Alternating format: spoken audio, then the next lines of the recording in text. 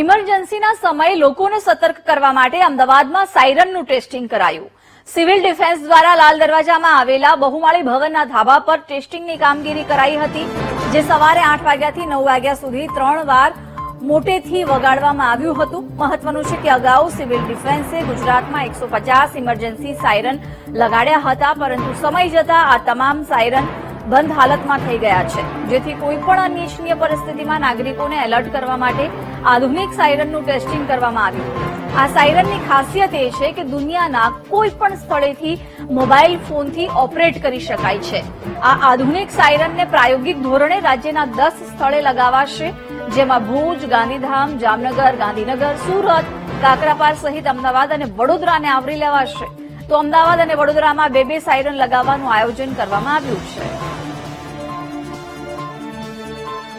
Civil ડિફેન્સનો મુખ્ય ઉદ્દેશ એ હોય કે જ્યારે બી એર સ્ટ્રાઇક થાય એટલે વોરનો સિચ્યુએશન આવે ત્યારે આમ નાગરિકોને જાણ કરવાની હોય છે કે ભાઈ આ રીતે અત્યારે ખતરો છે. એના માર્ગદર્શન રૂપે બધાને એલર્ટ કરવા માટે સાયરનની વ્યવસ્થા અત્યારે સિવિલ ડિફેન્સમાં કરવામાં આવેલી છે.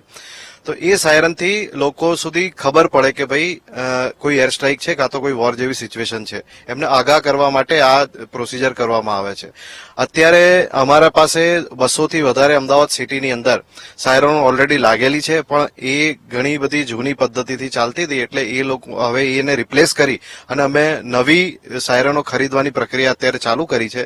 એના ભાગરૂપે આજે સિવિલ ડિફેન્સ ડિપાર્ટમેન્ટ દ્વારા સાયરનનું એક ટેસ્ટિંગ રાખવામાં આવ્યું હતું. અમે લોકોએ અત્યારે મોબાઈલ ઓપરેટિંગ સિસ્ટમ આપી છે સાયરન સાથે, જે મોબાઈલથી કોઈ પણ સિવિલ ડિફેન્સના કોઈ બી મોટા અધિકારી એને ઓપરેટ કરી શકે.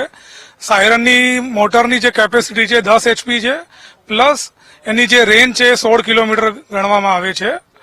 અને આનાથી તમે એવું થશે કે સાહેબ સમજો કે ગુજરાતની બહાર પણ છે કે ઇન્ડિયાની બહાર પણ છે, તો ત્યાંથી પર કોઈ ઇમરજન્સી ડિક્લેર થઈ હોય તો એ સાહેબ ત્યાંથી પણ મોબાઈલથી ઓપરેટ કરી શકશે એને.